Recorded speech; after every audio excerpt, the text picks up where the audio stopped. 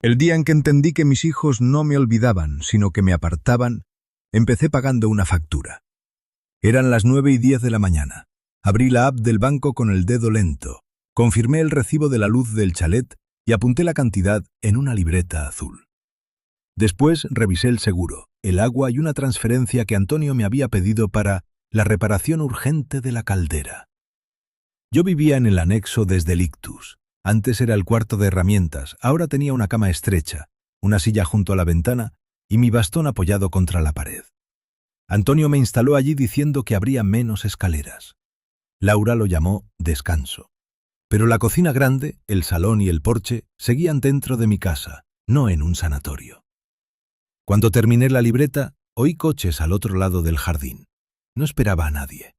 Me levanté despacio, sujeté el bastón y vi a través de la cortina cómo Antonio descargaba bolsas de hielo y Laura entraba con una tarta. Nadie llamó a mi puerta. Nadie dijo, «Papá, ven». Y mientras yo seguía con el justificante de pago abierto en la pantalla, mi casa empezó a prepararse para una fiesta sin mí. Dejé la libreta abierta por primera vez, sin cerrar la cuenta. Al principio pensé que sería una visita corta. En mi familia siempre se improvisaba, una tortilla, 2 platos más, los niños corriendo por el pasillo. Me acerqué a la puerta del anexo y esperé a que Daniel, mi nieto pequeño, pasara por allí con algún balón. Él sí solía olvidarse de las órdenes de los mayores. Pero el jardín empezó a llenarse de voces adultas. Reconocí a mi cuñado, a 2 amigas de Laura y al jefe de Antonio por una risa gruesa que ya había oído en Navidad. En la mesa del porche pusieron copas, servilletas buenas y la bandeja de cristal que había comprado Galina cuando todavía vivía. Esa bandeja no salía para una visita corta. El teléfono vibró en la mesilla. No era el mío. Daniel había dejado su tableta cargando en el anexo la tarde anterior, porque aquí el enchufe quedaba cerca de la cama. La pantalla se encendió con el chat familiar abierto. No toqué nada. Solo leí lo que apareció. Llegad por la puerta principal, que el abuelo se cansa con mucho ruido. Debajo, Laura había puesto un corazón. Antonio respondió, «Mejor así, hoy que esté tranquilo». Entonces supe que no se les había pasado avisarme. Habían organizado la fiesta alrededor de mi ausencia. Me senté otra vez, no porque me faltaran fuerzas, sino porque si cruzaba el jardín en ese momento, iba a entrar como un mendigo en mi propia casa. Sobre la mesa tenía la libreta azul. La abrí por el principio, por una página de hacía 12 años, cuando Antonio perdió dinero en una promoción de adosados y me pidió ayuda para aguantar un par de meses. 2 meses se convirtieron en recibos fijos. Primero pagué la hipoteca pendiente que él no podía sostener. Después el seguro, la derrama del tejado, los muebles del salón, porque los niños no podían estar con aquel sofá viejo. Cuando Laura se separó, también pagué su coche durante medio año, aunque ella lo llamaba préstamo. Nadie me puso una pistola en la cabeza. Ese fue mi error. Confundí ayudar con seguir perteneciendo. Desde el Ictus, la ayuda cambió de nombre. Ya no era ayuda, era sistema. Antonio tenía una tarjeta asociada a mi cuenta para compras de la casa. Laura sabía la clave de la banca online porque a veces a papá le tiembla la mano. Yo acepté esas frases como quien acepta una barandilla. Ese día entendí que también podían ser una cerradura.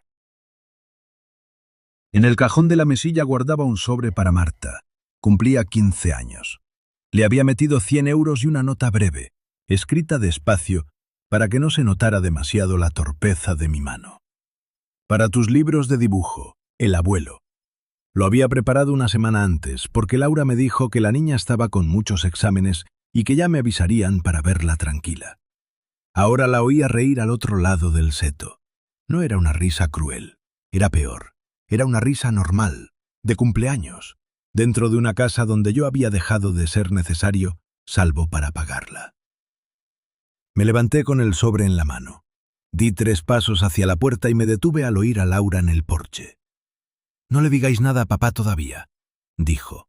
«Luego se emociona, quiere venir, se cansa y nos monta un drama. Mejor que esté tranquilo». Nadie la corrigió, ni Antonio, ni los invitados, ni Marta.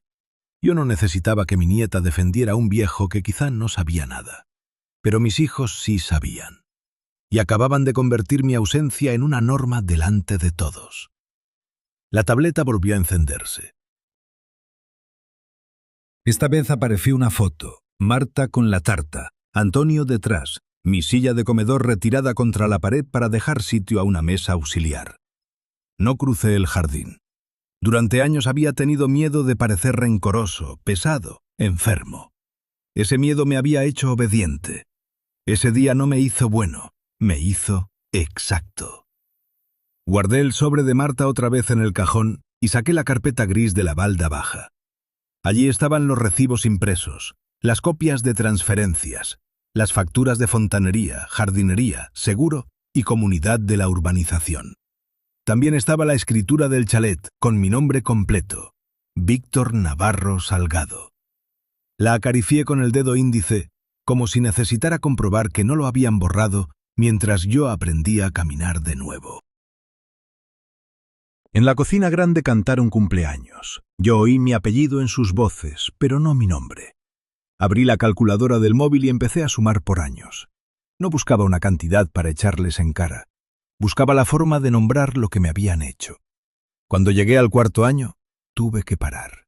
No por cansancio, porque la cifra ya era suficiente para entender que no había pagado una casa familiar. Había pagado mi propio destierro dentro de ella. Entonces marqué con un clip las primeras facturas y dejé la carpeta abierta sobre la mesa. A la mañana siguiente iba a revisar cada acceso, cada tarjeta y cada poder firmado después del ictus. Al día siguiente no abrí las persianas del anexo hasta que la casa quedó en silencio. A las 8:30 todavía había globos desinflados junto al porche, una bolsa de basura apoyada en mi maceta de romero y 2 copas olvidadas en la mesa exterior.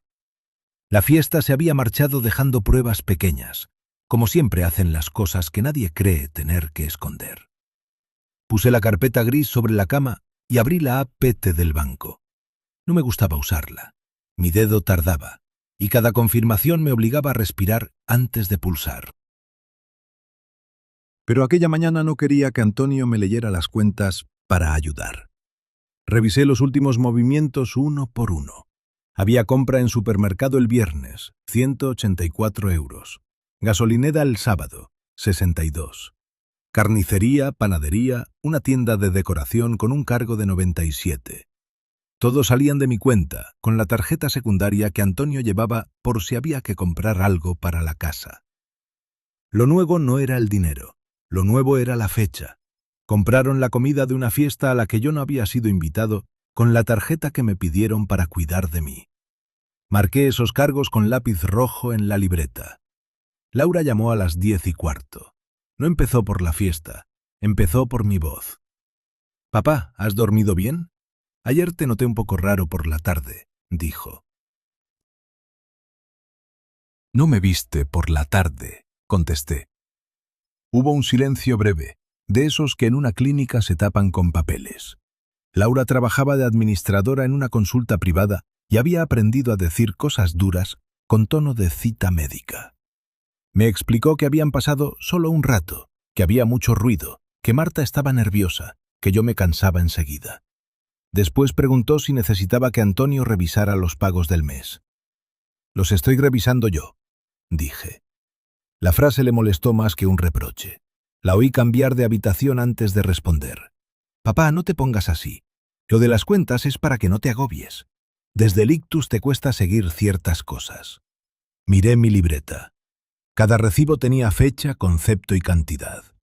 Lo que me costaba no era seguir las cosas. Lo que me costaba era admitir que mis hijos preferían llamarme limitado antes que dar explicaciones. Antes de colgar, Laura añadió: «Y no cambies contraseñas, ¿vale? Antonio tiene que pagar lo del jardinero». Ya no hablábamos de mi salud. Hablábamos de una puerta abierta en mi banco. Busqué entonces la carpeta de documentos del hospital. Después del ictus, Antonio me llevó papeles para firmar. Yo recordaba la habitación blanca, la boca seca y su mano señalando líneas con un bolígrafo. «Es para poder hacer gestiones si tú estás cansado», me dijo. Laura estaba al lado, con la bata de su clínica encima del brazo, repitiendo que era lo normal. Entre informes médicos y citas de rehabilitación, encontré la copia del poder notarial. No era una tutela ni una sentencia, era un poder amplio para gestiones bancarias, suministros, seguros y administración ordinaria. En aquel momento me pareció una muleta. En la mesa del anexo, con el ruido de la fiesta todavía pegado a las paredes, parecía otra cosa. También encontré el contrato de la tarjeta adicional. Mi firma estaba torcida. La de Antonio, firme. Leí las condiciones despacio. La tarjeta era mía, aunque él la llevara en la cartera. La cuenta era mía, aunque Laura supiera entrar. La casa era mía, aunque ayer mi silla acabara arrimada a la pared. Esa suma de papeles no demostraba delito, demostraba costumbre. Y la costumbre, cuando nadie la frena, termina creyéndose derecho. Por la tarde fui a devolverle la tableta a Daniel. No quería quedármela ni leer lo que no era mío. Salí al jardín cuando vi que el coche de Antonio seguía allí. La puerta lateral de la cocina estaba entornada. Antes de llamar, oí mi nombre.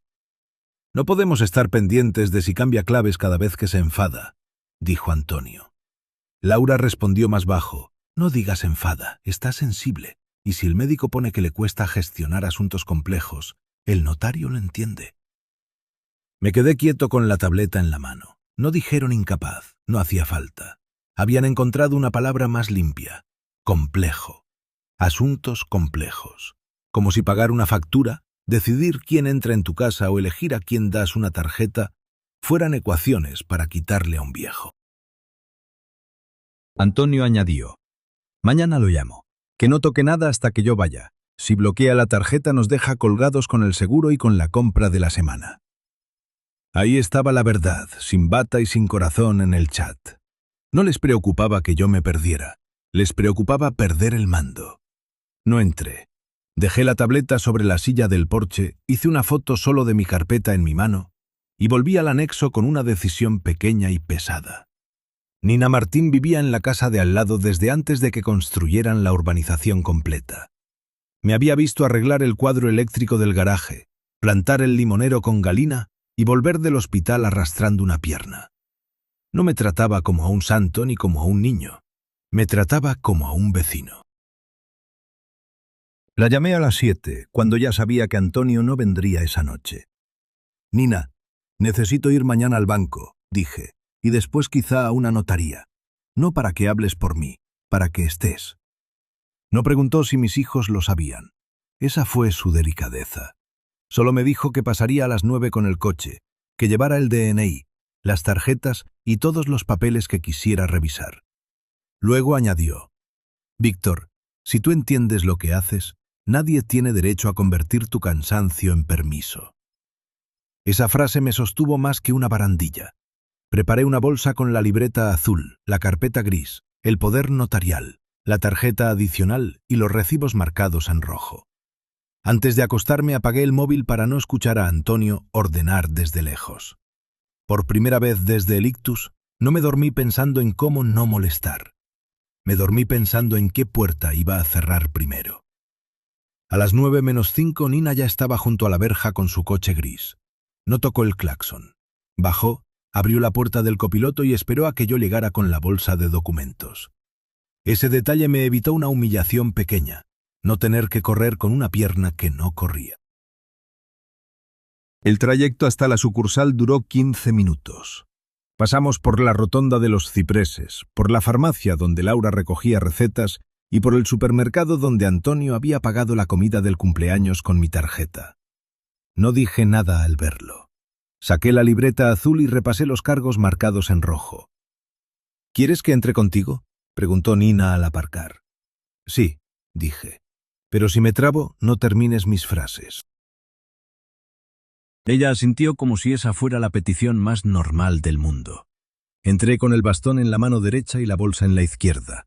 En el mostrador, una empleada joven me ofreció sentarme antes de preguntar qué necesitaba. No me molestó. Me molestó que mirara a Nina cuando dije: «Quiero revisar y cerrar accesos a mis cuentas».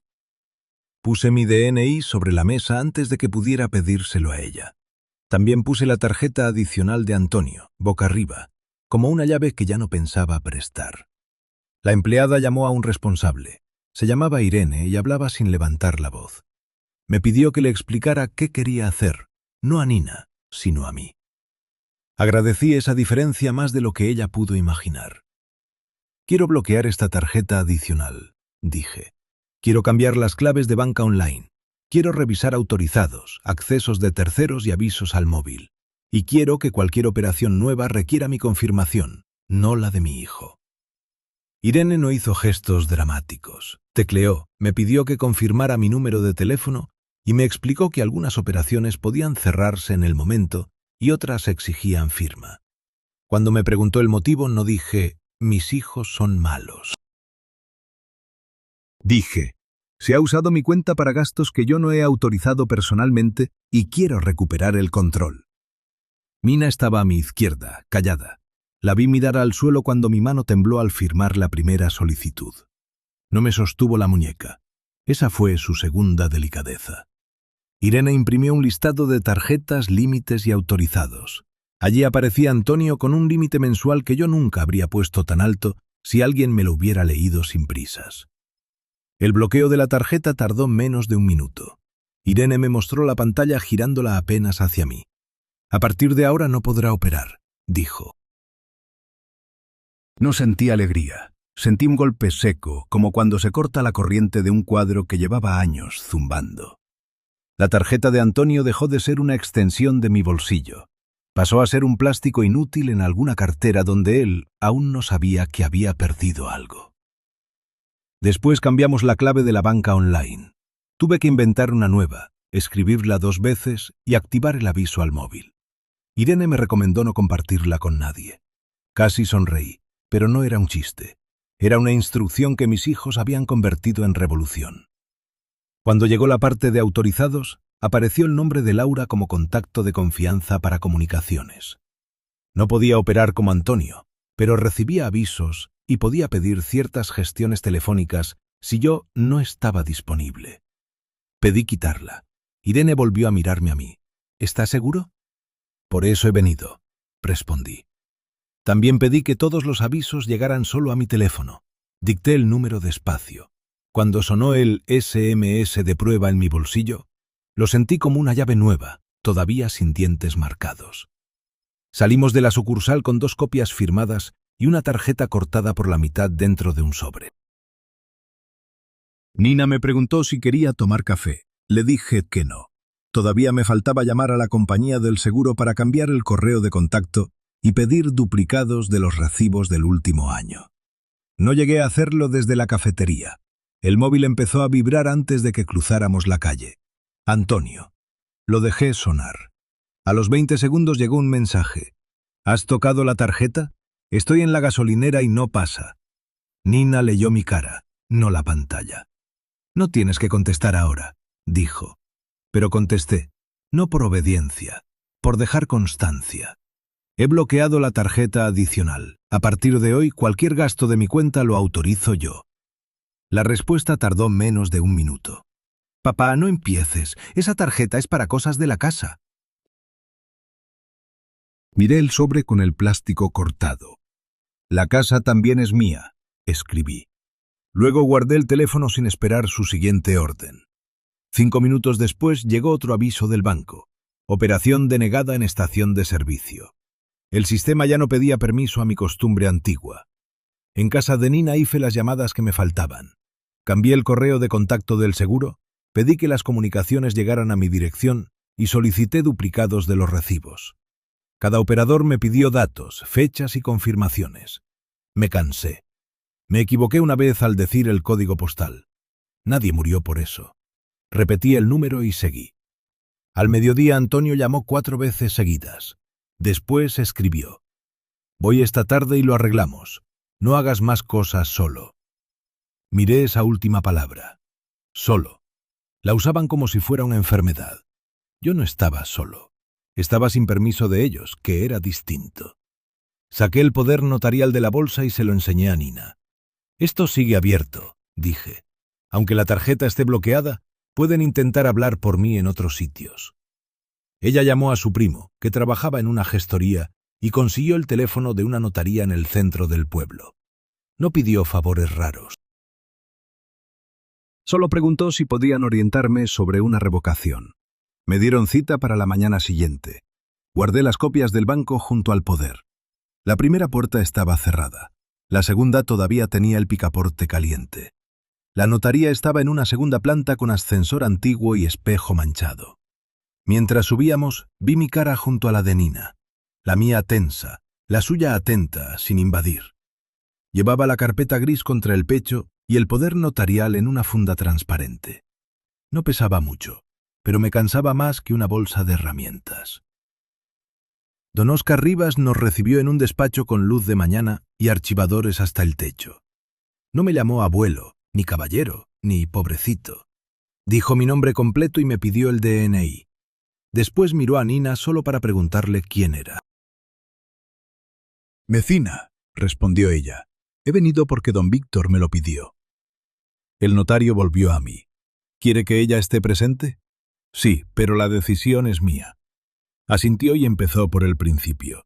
Me preguntó qué documento quería revocar, quiénes podían usarlo y por qué ahora. No eran preguntas de examen, eran un cerrojo distinto. Si yo no entendía la puerta, no debía cerrarla. Contesté despacio. Dije tarjeta adicional, banca online, gestiones de suministros, poder amplio después del ictus. Dije también, mi discapacidad no les autoriza a administrarme sin mi voluntad. Don Óscar tomó nota sin corregirme. Le entregué las copias del banco. No necesitaba ver todas. Vio cargos de supermercado antes de la fiesta, seguro del chalet, reparaciones y jardinería. También vio recibos que salían de mi cuenta mientras las decisiones se tomaban en el salón sin mí. Don Óscar separó el poder notarial de las facturas y puso una mano sobre cada montón. «Esto de aquí», dijo señalando el poder, «es el instrumento que usted quiere revocar. Esto otro explica por qué ha perdido confianza. Son cosas distintas, pero se entienden juntas». Me alivió que no prometiera castigos.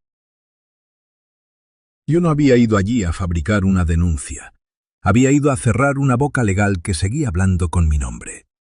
El notario me explicó que la revocación debía notificarse para evitar usos posteriores de buena fe. También dijo que convendría comunicarlo al banco y a las compañías principales. Lo anoté en la libreta. Mi letra salió más torcida que nunca, pero la palabra quedó clara: notificar. Nina no opinó. Solo empujó hacia mí el vaso de agua cuando vio que me costaba tragar. Yo añadí debajo otra línea: no discutir por teléfono. Si Antonio llamaba, el papel debía llegar antes que su voz. Don Óscar leyó la minuta en voz alta. Cada frase caía con un peso distinto. Revoco, dejo sin efecto, a partir de esta fecha, frente a Antonio Navarro y Laura Navarro, en cuanto les sea notificado. Cuando escuché los nombres de mis hijos dentro de un documento frío, me dolió más que el bloqueo de la tarjeta. Una tarjeta es plástico. Un poder notarial era confianza escrita. Antes de firmar, el móvil vibró sobre la mesa. Antonio, otra vez. Don Óscar detuvo la lectura y me miró. «Puede contestar si quiere». «No», dije. «Precisamente por eso estoy aquí». Firmé. La primera rúbrica salió quebrada. El notario no la rechazó. Me pidió una segunda en otra hoja, y esa salió más firme. Luego firmó él, selló, y el sonido del sello me pareció más definitivo que cualquier discusión familiar. Cuando el documento quedó grapado, pregunté si mis hijos podían deshacerlo sin mí. Don Óscar fue claro: «No con este poder revocado. Otra cosa es que intenten presionarle. Para eso conviene que todo quede comunicado». La palabra presión ocupó el despacho sin que nadie levantara la voz. Le di una copia simple para llevarla conmigo y otra para entregar al banco. No quería que la revocación durmiera en un cajón.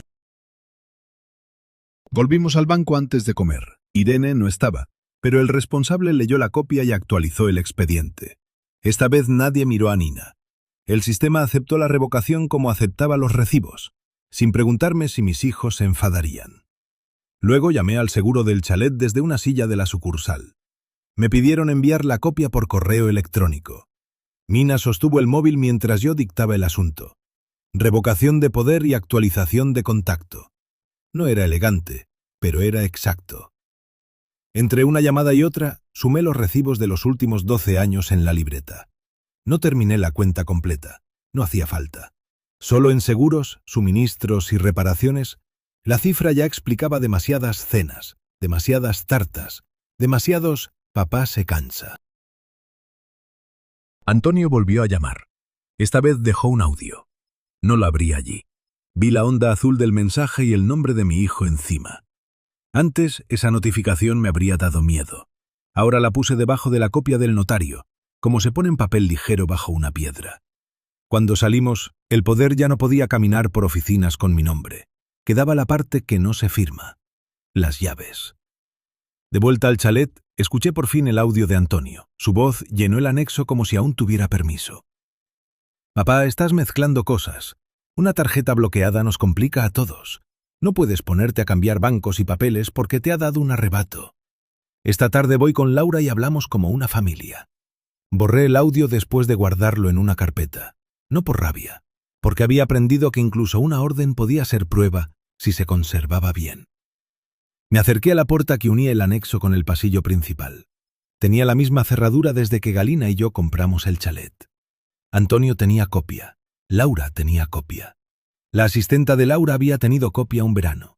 Yo ya ni sabía cuántas manos podían abrir mi casa sin tocar el timbre. Llamé a Sergio, el cerrajero que había arreglado la verja 2 años antes. Le pregunté si podía venir esa misma tarde y cambiar los bombines de la entrada principal, la puerta lateral y el acceso desde el garaje. ¿Tiene usted autorización del propietario?, preguntó. Miré la escritura sobre la mesa. Soy el propietario, dije. Cuando colgué, puse la copia del notario encima de las facturas y dejé el bastón junto a la puerta. Mis hijos venían a hablar como familia. Yo iba a recibirlos como dueño de mi casa. Sergio llegó a las 4:20 con una caja metálica y una rodilla manchada de grasa.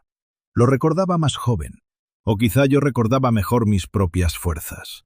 Se detuvo en la entrada principal y miró la verja, la puerta lateral y luego mi bastón. ¿Cambiamos todo?, preguntó. Entrada, lateral y garaje, dije. También la puerta del anexo al pasillo. No empezó a trabajar enseguida. Me pidió el DNI y una prueba de que la vivienda era mía.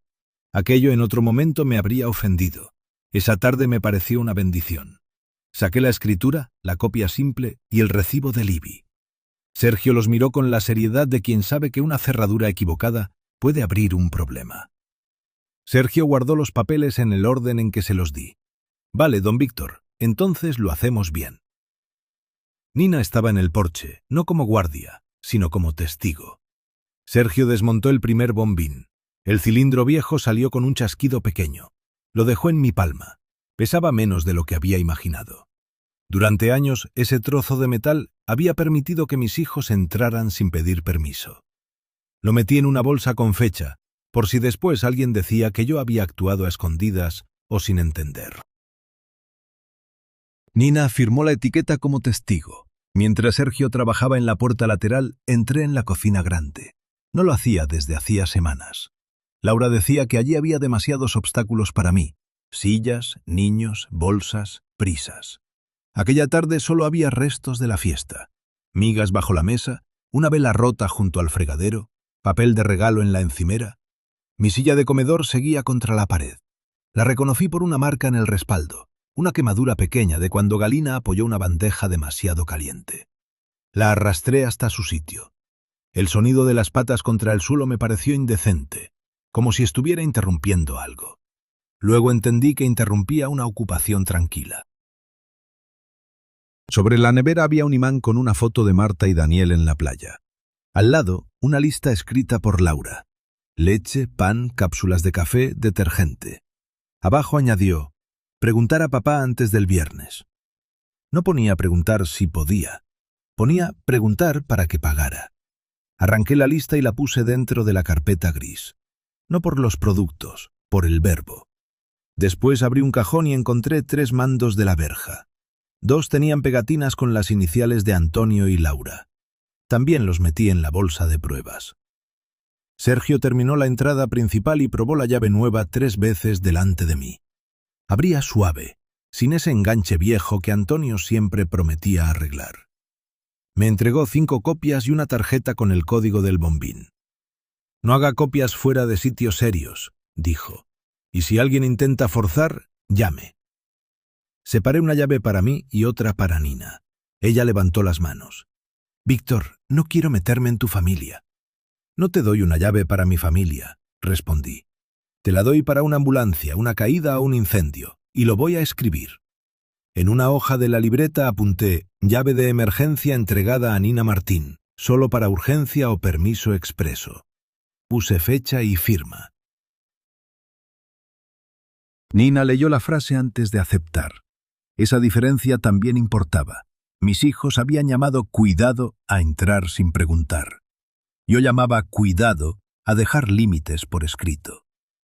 Sergio cambió después la puerta del anexo al pasillo. Cuando el viejo bombín cayó en la caja, la casa dejó de tener una entrada secreta hacia mí.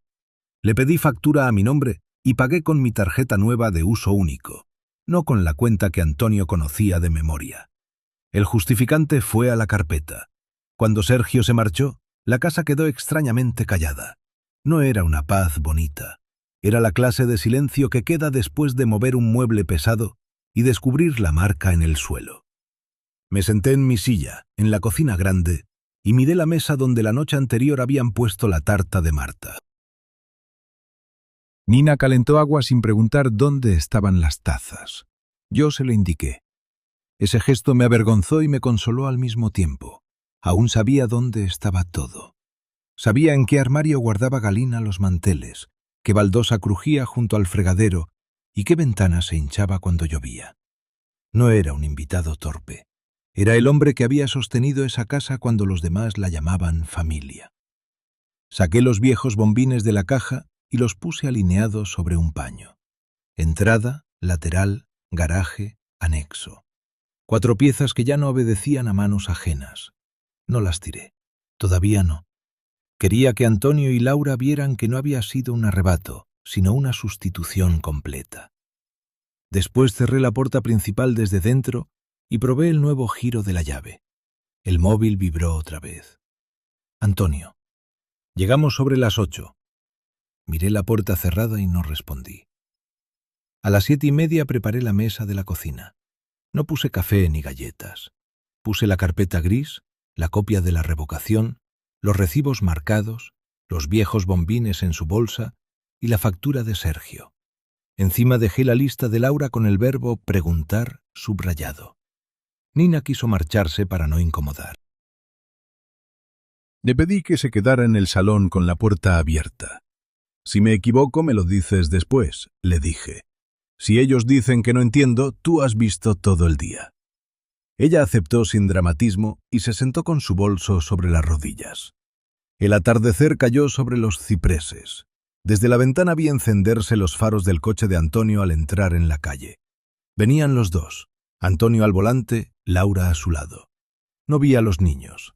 Agradecí esa ausencia como se agradece que una tormenta no rompa todos los cristales. El coche se detuvo frente a la verja. Antonio bajó primero, con el móvil en la mano y el paso de quien cree que aún llega a arreglar un fallo técnico. Metió su llave en la cerradura de la puerta peatonal. La llave no giró. La sacó, miró el metal como si el error estuviera allí y volvió a intentarlo. Detrás de mí, Nina respiró hondo. Yo apoyé la mano sobre la carpeta y esperé a que llamaran. Antonio probó la llave por tercera vez antes de llamar al timbre. Lo vi desde la cocina, con la carpeta bajo mi mano y el bastón apoyado en la silla. Laura se acercó a él y señaló la cerradura como si el problema fuera técnico. Antonio levantó la cabeza hacia la cámara del portero y pulsó el timbre largo, con la misma impaciencia con la que antes abría sin avisar. No respondí enseguida. Dejé que la puerta hiciera su trabajo, obligarlos a pedir entrada. Después pulsé el interfono. «Papá, abre, la cerradura no va», dijo Antonio. «La cerradura va», respondí. «La llave no». Laura se inclinó hacia el micrófono con su voz de clínica. Dijo que yo estaba nervioso, que hacía frío, que habláramos dentro. Contesté que no estaban en la calle, sino en la entrada de mi casa. Antonio soltó entonces la primera amenaza disfrazada de gestión. «Hemos venido para arreglar lo del banco y lo del notario, porque estás montando un lío enorme». Miré los viejos bombines sobre el paño y activé la grabadora del móvil sobre la mesa. El lío ya estaba montado, dije. Yo solo he cambiado las cerraduras. Nina levantó la vista desde el salón. Ya había oído suficiente para entender el tono. Laura tomó el interfono. «Papá, por favor, ¿de verdad vas a dejarnos fuera? ¿Qué quieres que les digamos a Marta y a Daniel cuando pregunten por qué el abuelo no nos abre?» Esa frase buscaba una zona blanda y la encontró. Pensé en el sobre de Marta, todavía en el cajón, y en Daniel dejando la tableta junto a mi cama porque allí cargaba rápido. Pero una cosa era amar a mis nietos y otra permitir que sus nombres fueran ganzúas. «Les diréis que su abuelo abre cuando se le pide permiso», contesté, «y que las cuentas de su abuelo no son una tarjeta familiar». Antonio golpeó la verja con la palma. No fue fuerte, pero el sonido atravesó la cocina. «Esto es ridículo. ¿Te das cuenta de cómo pareces? Un viejo encerrado grabando a sus hijos desde dentro». No respondí al insulto. Le pedí que quitara la mano de la verja. Lo hizo tarde, solo cuando vio la cámara. Ese segundo de obediencia me mostró que la puerta ya había cambiado el idioma de la conversación. Laura intentó volver al tono dulce. Dijo que yo podía descompensarme, que un disgusto no era bueno después de un ictus. Respondí con la copia de la revocación en la mano, aunque ellos no pudieran verla. «Precisamente porque tuve un ictus, necesito que respetéis lo que decido cuando estoy sereno». Antonio pidió entonces entrar 5 minutos. No dijo por favor.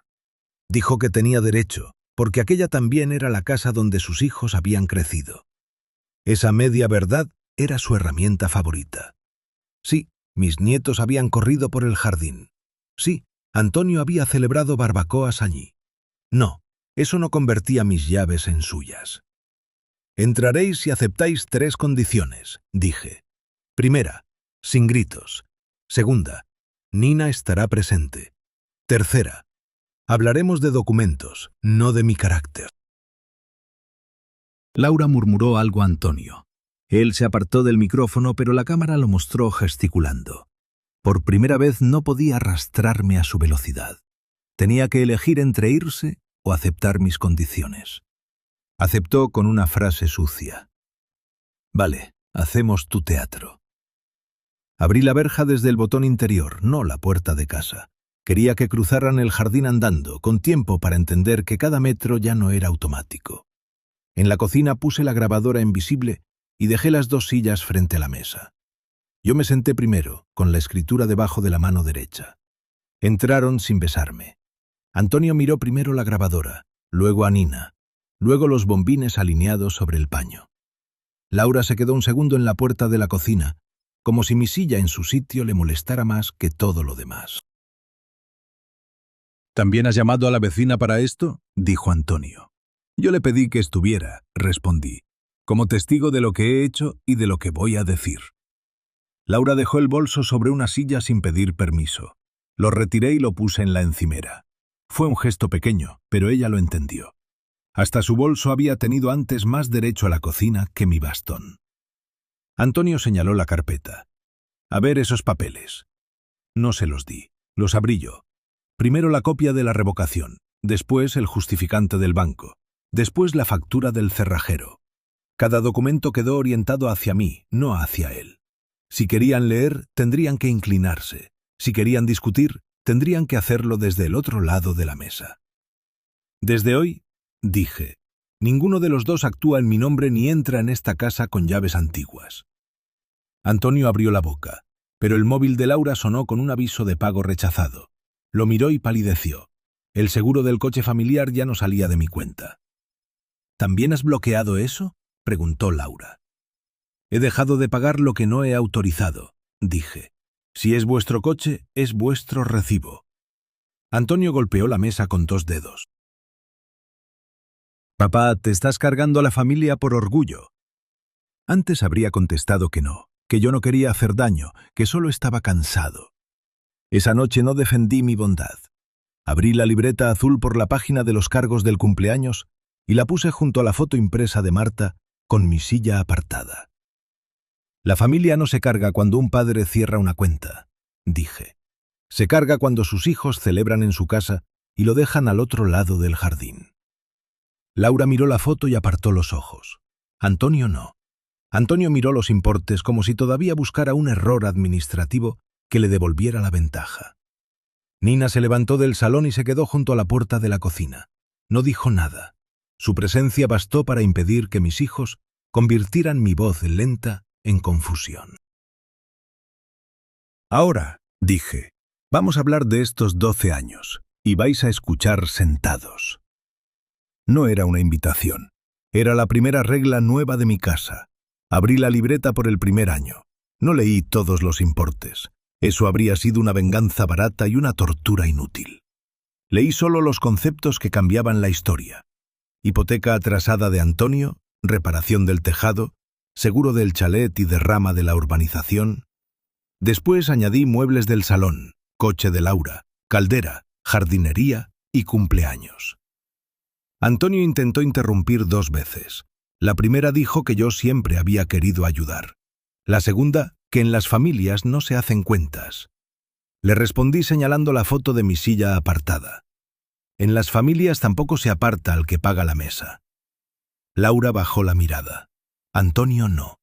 Él seguía mirando los papeles como si fueran un contrato mal redactado. Entonces puse sobre la mesa la lista de compra que había arrancado de la nevera. Leche, pan, cápsulas de café, detergente, preguntar a papá. No ponía invitar a papá, dije. Ponía preguntar a papá. Nina seguía junto a la puerta. No miraba a mis hijos con odio. Miraba los documentos y eso era peor para ellos. Ya no podían fingir que todo era una escena de un viejo dolido. Puse un clip en la página del cumpleaños de Marta. Ese clip separó una ayuda de padre de una factura de exclusión. Lo de la fiesta fue para protegerte, dijo Laura al fin. Había mucha gente. Marta invitó a amigas del instituto. Tú te cansas, te emocionas y luego estás 2 días mal. No levanté la voz. Saqué la foto impresa de la tableta. Marta con la tarta, Antonio detrás, mi silla contra la pared. La puse frente a Laura. ¿Quién decidió que mi silla molestaba?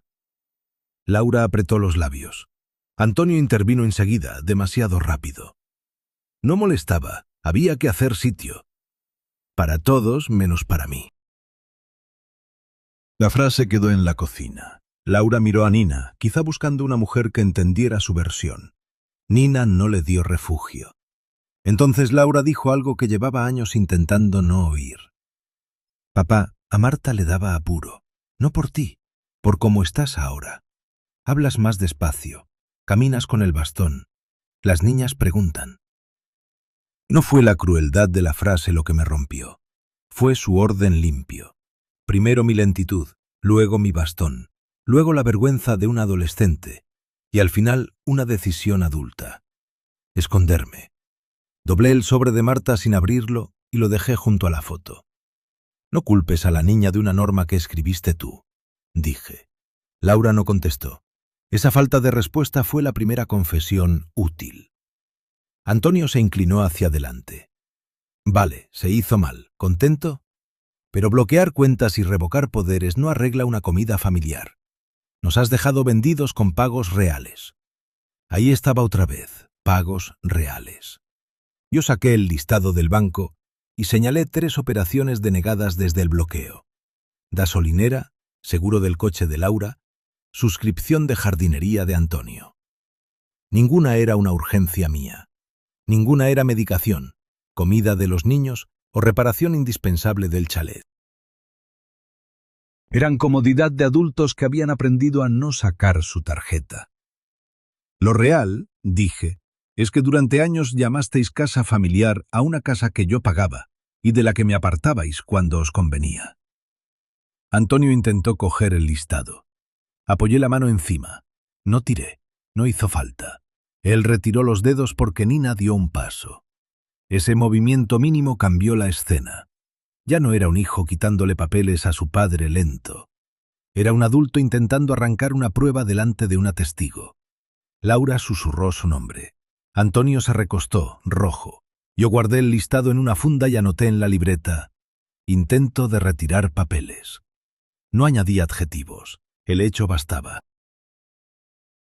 Le pedí a Laura que repitiera lo de Marta sin esconderse detrás de la palabra cansancio. No quería humillarla delante de Nina. Quería que dejara de usar frases limpias. Laura se frotó las manos. «Me daba miedo que la niña se avergonzara», dijo. «Y me daba vergüenza a mí también. No sabía cómo presentarte así después de antes». Antonio la miró como si acabara de romper una estrategia. Yo sentí una punzada seca, pero no aparté la mirada. «¿Así?», repetí. «¿Con bastón? ¿Con la boca más lenta? ¿Con una mano que tiembla?». Laura empezó a llorar. No mucho, lo suficiente para buscar piedad, no tanto como para perder el control. Antes ese llanto me habría hecho retirar la acusación. Esa noche solo me mostró la diferencia entre culpa y consecuencia. «Tú seguías pagando», dijo ella. «Pensé que si no te insistíamos, todo era más fácil». «¿Para quién?», pregunté. No contestó. Antonio tampoco. La cocina, por primera vez, no les ofreció una salida cómoda. La bandeja de cristal de Galina estaba en el aparador, limpia, muda, y yo pensé que mi mujer habría entendido esa pregunta antes que todos. Subrayé en la libreta: «más fácil para ellos». Entonces Antonio dejó de hablar de cuidado. Se enderezó, apoyó los codos en la mesa y dijo lo que llevaba toda la noche buscando. «Si sigues con esto, no cuentes con ver a los niños como antes». Laura levantó la cabeza, alarmada no por la amenaza, sino por haberla oído en voz alta delante de Nina. Yo miré la grabadora. La luz seguía encendida. «¿Eso significa que Marta y Daniel dependen de que yo os devuelva la tarjeta?», pregunté. Antonio no respondió directamente. Habló de estabilidad, de no meter a los niños en conflictos, de que un abuelo alterado podía hacerles daño. Cada frase intentaba vestir la misma orden. «Abre las cuentas o cerramos a tus nietos». Me dolió. Ahí sí. La casa, el banco, los papeles, todo eso podía ponerse en carpetas. Daniel llamándome abuelo desde la verja no cabía en ninguna funda. Pero si cedía en ese punto, ellos aprenderían que los niños eran la llave maestra. Apagué la grabadora y la guardé, no porque terminara la conversación, sino porque la amenaza ya estaba dentro. «Mañana», dije, «os daré las reglas por escrito. Hoy no vais a recuperar nada». Antonio se levantó tan rápido que la silla golpeó el suelo. Laura no lo siguió enseguida. Miraba el sobre de Marta como si por primera vez entendiera que no era dinero, sino una puerta que ella había cerrado. A la mañana siguiente me desperté antes del despertador. El jardín estaba gris detrás de la ventana del anexo y sobre la mesa seguía la grabación de la noche anterior. No la escuché entera. Me bastó encontrar el punto donde Antonio hablaba de los niños. Puse una marca en el archivo y lo copié en un pendrive. Después me senté en la cocina y empecé a escribir reglas. No un testamento, no una denuncia, no una carta de padre herido. Reglas de uso de la casa y del dinero. Primera, cuentas, tarjetas, aplicaciones y contraseñas quedan solo bajo mi control. Segunda, los gastos de mis hijos adultos no se pagan desde mis cuentas. Tercera, el chalet no se usa para fiestas, noches, reuniones, ni almacenamiento de cosas sin mi consentimiento escrito. En el cuarto punto me tembló la mano. Los nietos. Escribí más despacio. La ayuda a Marta y Daniel será directa, sin entregar dinero a sus padres. Libros, actividades, salud o excursiones escolares se pagarán solo después de hablar conmigo y confirmar el destino. Lo leí 2 veces. La regla era dura para Antonio y Laura, pero no golpeaba a los niños. Por eso podía quedarse. La firmé al margen, no para ellos, sino para no traicionarla luego por miedo. Hice 2 copias y una foto con el móvil. A Antonio y Laura les envié el documento por correo y por WhatsApp con una frase corta. «Estas son las condiciones desde hoy. Si queréis hablar, será sobre esto, no sobre devolver accesos». Antonio respondió con un audio que no abrí. Laura llamó a los 3 minutos. Esta vez contesté porque necesitaba comprobar si había entendido. «Papá, esto es inhumano», dijo. «¿Vas a hacernos pedir permiso para entrar en la casa donde han crecido tus nietos?» «Voy a pediros permiso para usar mi dinero y mi casa como si fueran vuestros», respondí. Laura lloró más que la noche anterior. Me dijo que Daniel preguntaba por mí, que Marta estaba disgustada, que no era justo mezclar a los niños con nuestros problemas. La dejé terminar. Después le pedí que pusiera a Daniel al teléfono si de verdad quería hablar conmigo. No lo hizo. Dijo que ahora no era buen momento. Ahí entendí que los niños seguían siendo una palabra en su boca, no una llamada real. Anoté la hora de la llamada y la frase «no es buen momento». Si algún día me acusaban de cerrarles la puerta a mis nietos, quería recordar quién había colgado antes de pasármelos. Después llamé al colegio de Marta. No pedí datos privados ni quise saltarme a sus padres. Solo pregunté por la forma de pagar directamente una actividad de dibujo si la familia autorizaba la inscripción. La secretaria me explicó el procedimiento general y me envió un correo informativo. Lo imprimí y lo puse junto al sobre. También llamé a la academia de fútbol de Daniel porque recordaba que Antonio había dicho meses antes que el niño quería apuntarse. Allí me dijeron lo mismo. Se podía pagar por transferencia identificada, con concepto claro. Nada de dinero en mano. Nada de «ya te lo gestiono yo». Esos 2 correos me calmaron más que cualquier promesa familiar. Había caminos para querer a mis nietos sin abrir mi cuenta a sus padres. Caminos más lentos, más incómodos, pero limpios. Por la tarde envié otro mensaje a Laura. Si Marta necesita libros de dibujo o Daniel una actividad, me lo decís con el dato concreto y pago al centro o tienda. No habrá transferencias a vosotros. Esta vez no contestó con lágrimas. Contestó con una sola palabra. Cruel. Guardé el mensaje. No lo discutí. La palabra no pagaba facturas ni abría cerraduras. Antonio apareció por la tarde sin avisar. No llegó hasta la puerta. Se quedó fuera de la verja y llamó desde el coche. «Necesito entrar a por unas herramientas del garaje», dijo. «Son mías». Miré por la ventana. El garaje llevaba años funcionando como almacén de todo lo que Antonio no quería en su piso. Una bicicleta rota, cajas de azulejos, una hidrolimpiadora que compró con mi tarjeta y 2 maletas. No era urgencia, era una prueba. «Haz una lista», le dije. «La reviso y te preparo lo que sea tuyo. No entras sin cita».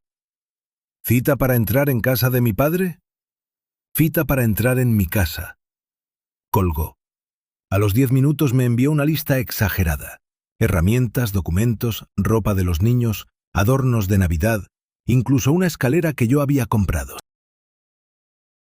Respondí marcando solo 3 objetos como suyos y proponiendo recogerlos el sábado a las 11, en la verja, con Mina presente. Antonio no aceptó, pero tampoco entró. Esa fue la primera victoria sin escena. La cerradura hizo cumplir una frase que antes se habría deshecho con un empujón. Añadí al documento una 4ª regla práctica: retirada de objetos solo con listado previo y presencia de testigo. Esa noche Laura volvió a llamar. No lloraba ya, sonaba agotada. «Papá, el seguro del coche me ha devuelto el recibo. Si no lo pago hoy me quedo sin cobertura. Necesito que lo pases esta vez y luego ya vemos».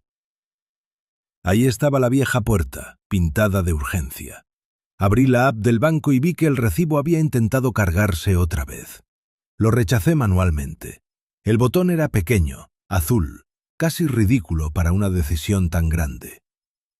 «No», dije. Laura respiró como si le hubiera quitado algo suyo. «¿De verdad vas a hacerme esto?» «No te lo hago, dejo de pagarlo». Durante unos segundos solo oí su respiración. Después dijo que yo había cambiado, que el ictus me había vuelto desconfiado, que mamá nunca habría permitido esta frialdad. No le discutí a Galina. No iba a poner a mi mujer muerta en medio de una domiciliación. «Mañana te reenvío las reglas actualizadas», dije. «Buenas noches, Laura». Colgué antes de que el llanto volviera. La pantalla del banco quedó abierta en mi mano. Por primera vez no sentí culpa por ver un pago rechazado. Sentí el cansancio de quien sostiene una puerta mientras al otro lado prueban todas las llaves. Los primeros 3 días después de las reglas fueron más ruidosos que una pelea. No porque vinieran a gritar, sino porque cada cosa que antes se pagaba sola empezó a tropezar. Llegó un aviso de una tienda de jardinería. Pedido retenido por falta de pago.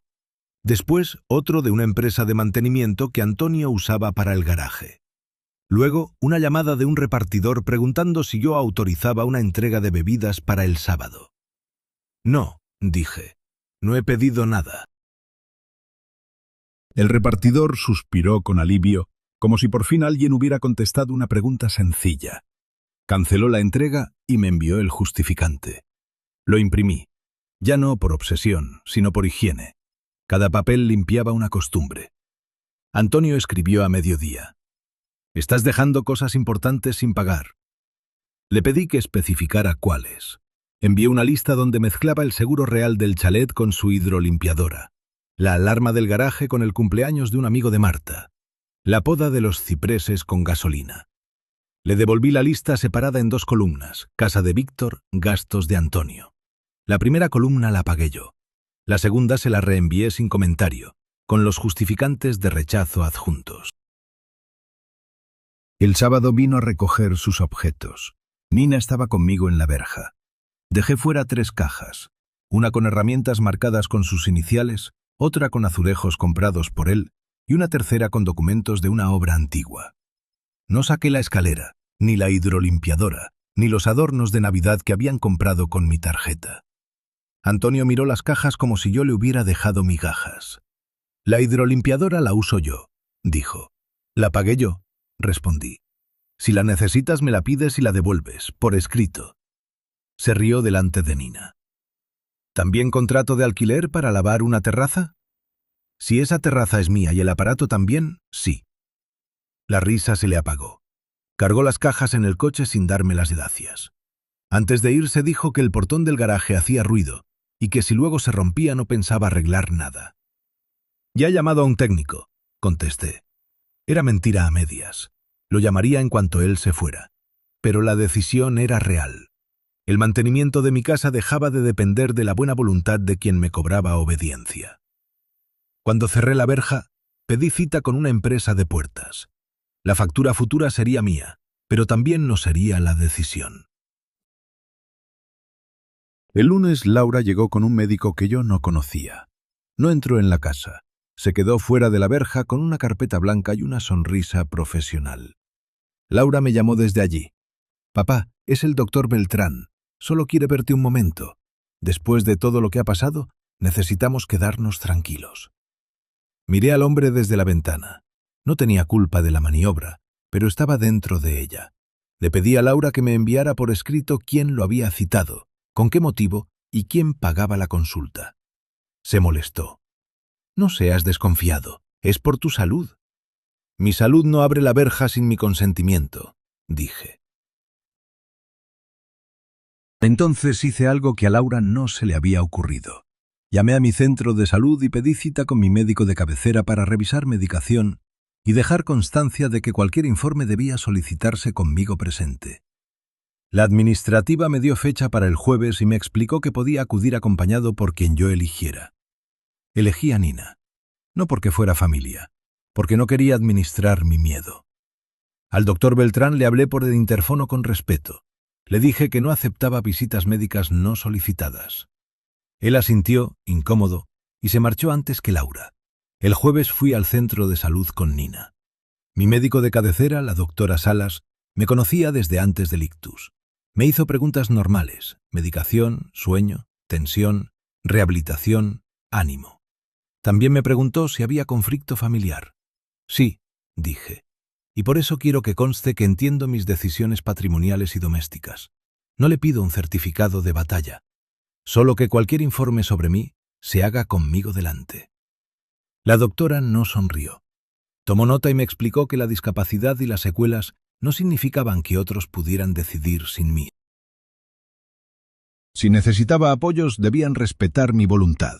Esa frase no era un arma, pero cerró otra ventana por donde mis hijos intentaban entrar. Al salir, Laura esperaba en la acera. No sé quién le avisó. Tal vez nadie. Tal vez había supuesto que yo acabaría allí.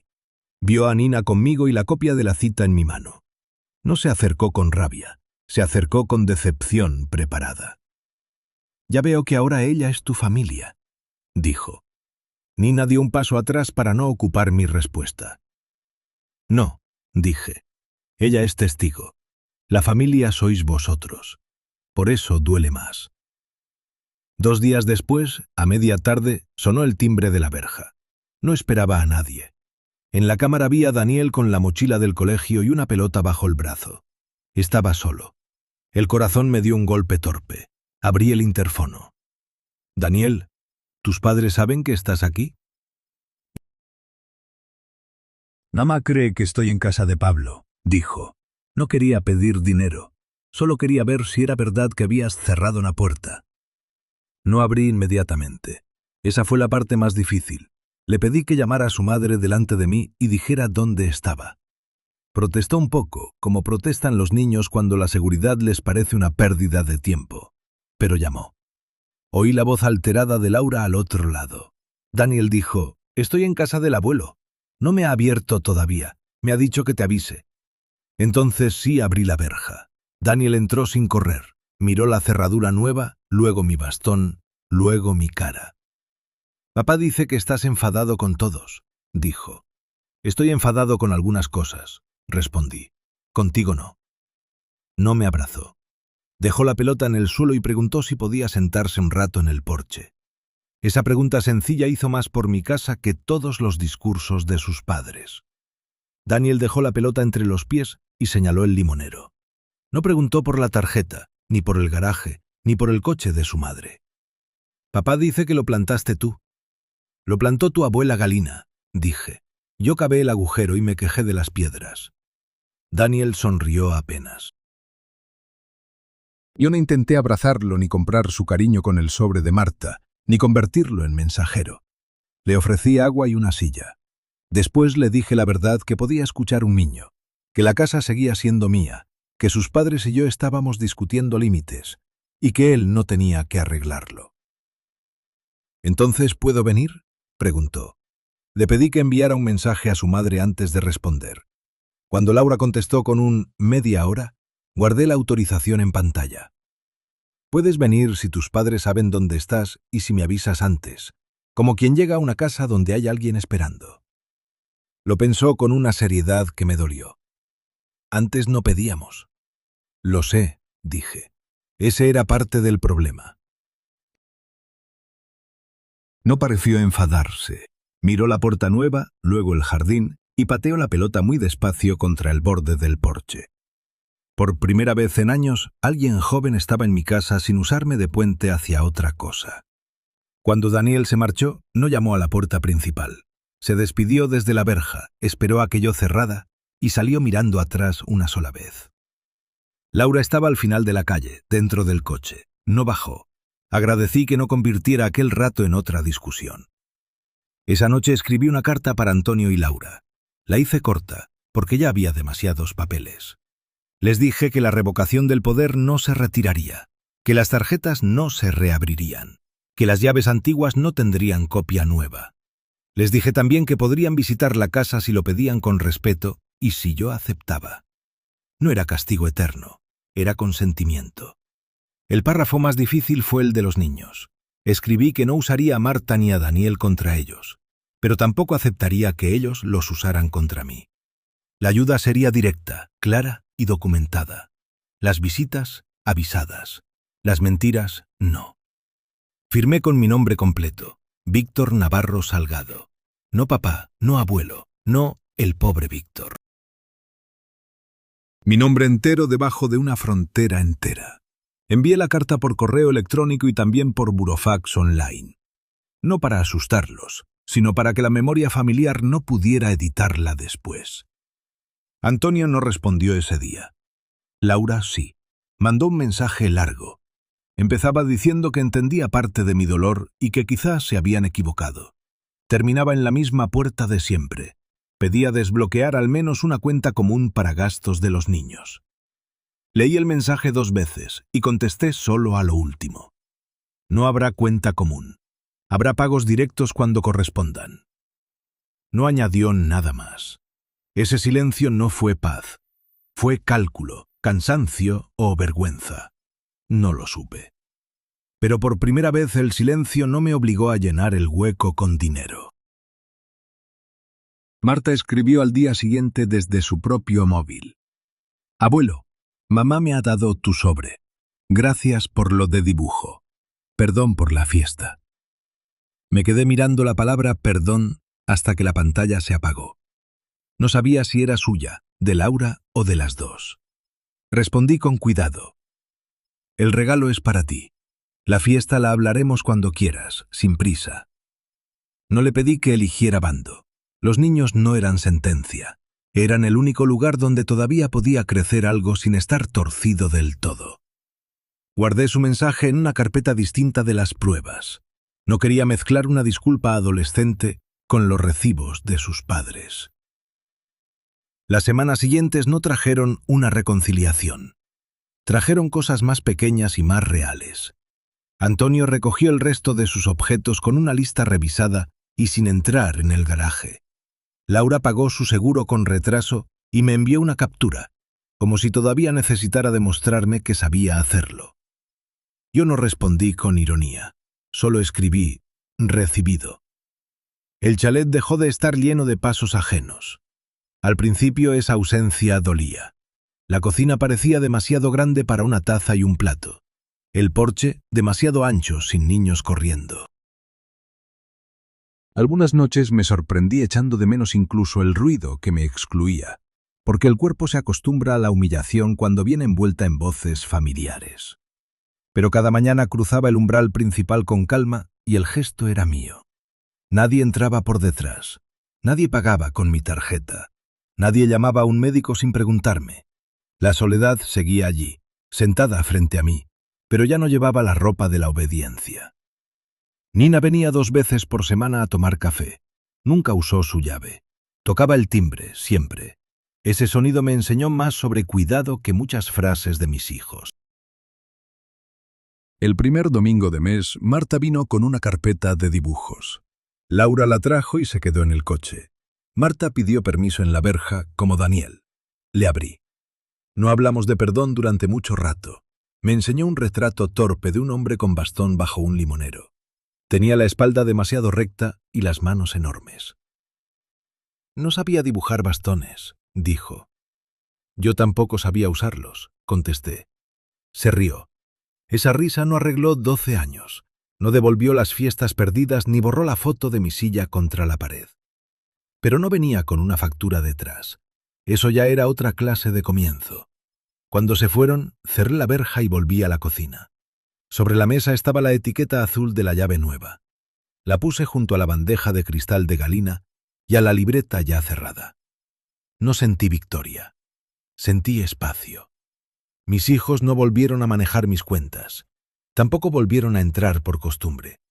Si algún día llaman como hijos y no como administradores de mi vida, quizá los reciba. Pero mi casa ya no responde a una costumbre ajena. Responde a mi decisión.